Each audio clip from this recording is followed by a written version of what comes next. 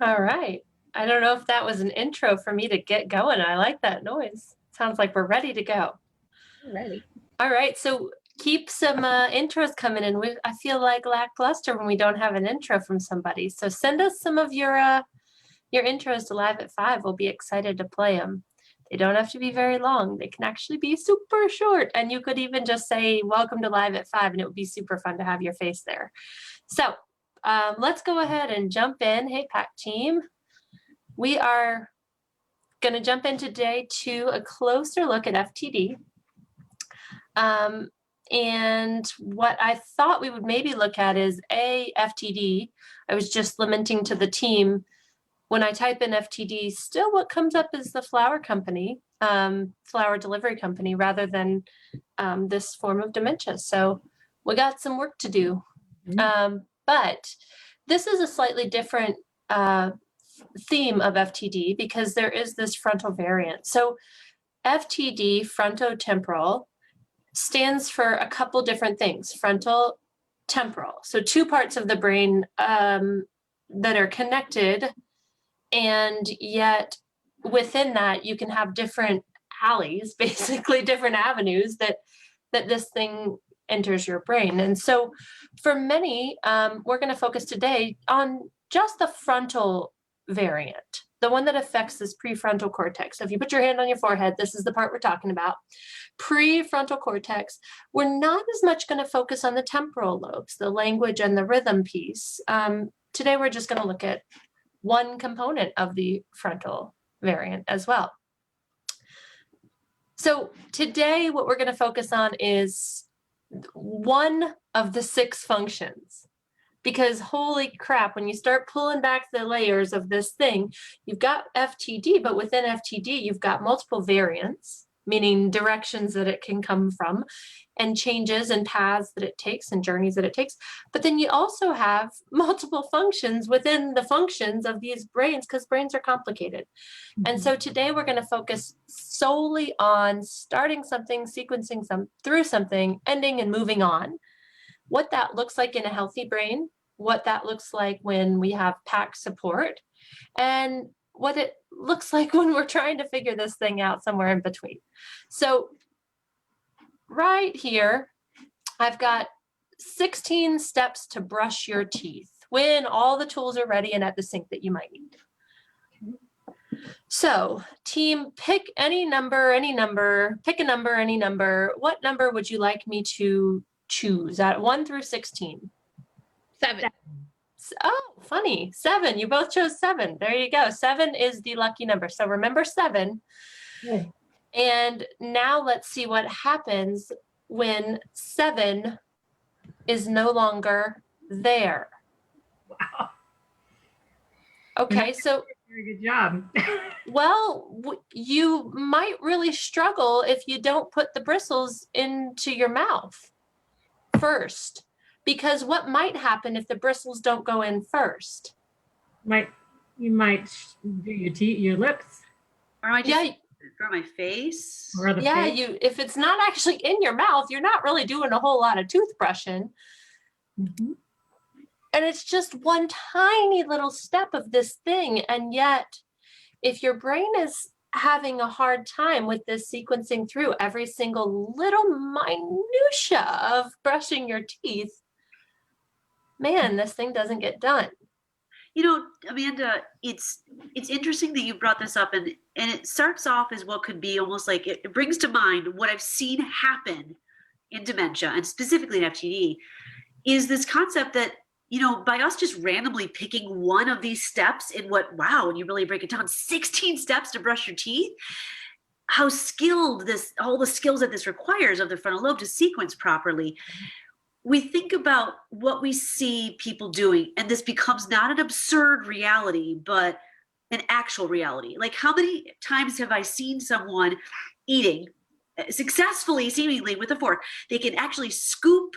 Think how complicated is scoop peas, right? You can actually go on your plate, scoop them properly, pop them on your spoon, and bring them up to your mouth. And it just seems like one less step. And yet, how many of you have seen somebody living with dementia do that skillful scoop, bring it, and not actually, the mouth opens?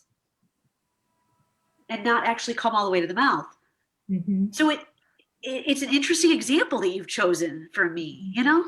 Yeah, so what we talk about at PAC is a lot of times how's the brain function normally when it's a healthy brain, and then how does the brain change when dementia gets in the picture? And this prefrontal, this is our thinking brain. And so when you find yourself going, that doesn't make sense.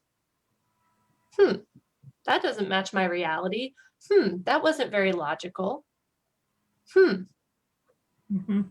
Almost everything can be explained by it's something that's a change in the brain. What separates dementia out from other changes in brain? Well, that's a whole nother discussion.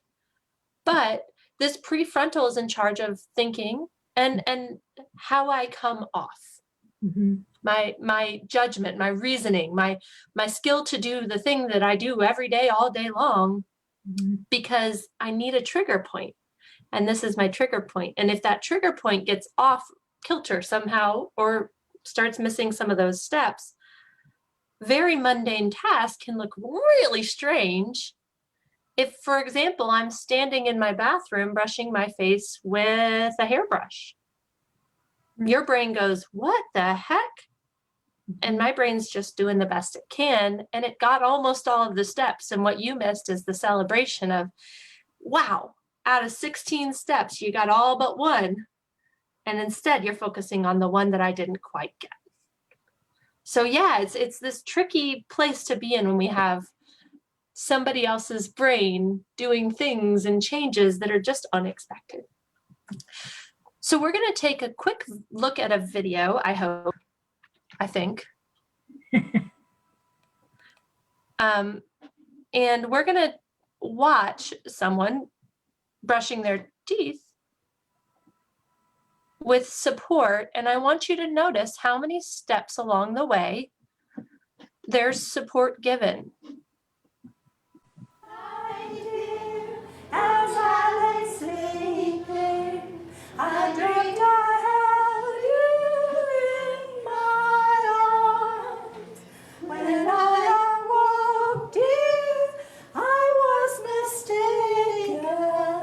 So I hung my head and I cried. We're going to brush your teeth, Mary. You ready to do that? I don't know. You don't know? I'll help you. Will that work? So in the last 2 weeks, she hasn't been able to brush her teeth, and she hasn't allowed somebody else to brush her teeth because how they're going about it is just trying to do it for her. And she's not real receptive to have somebody just in her mouth brushing her teeth. It's a pretty private area and very sensitive. So first and foremost, Teepa's going to get on her dominant side. And then let's take a look at how many steps. We're only going to watch about a minute of this, and we're going to see how many of these steps we actually get to. I've got your toothbrush Really? and I've got your toothpaste. Good. I'm going to open up the toothpaste. Here, I'll have you go ahead and put it on. Let me switch to the other side. Turn this way for me. I don't know that I can do that. I'll help. All right? Oh, well, Okay. all right. Here we go. We're going to put the toothpaste on. You hold to me and I'll put it on. Okay, You got there it is. it? All right. So what we're seeing here is not just having to get all the steps right. How skilled do Teepa's hands need to be across her body, called bilateral? How skilled does she have to be able to accurately, with, of course, a white toothbrush with white toothpaste and a white toothpaste tube, place a small amount, squeezing just the right amount, because I didn't even put those steps in here, did I? Mhm. Whew, it's a lot of skill that we're expecting of the brain when the brain is changing. There. Now let's put the lid back on.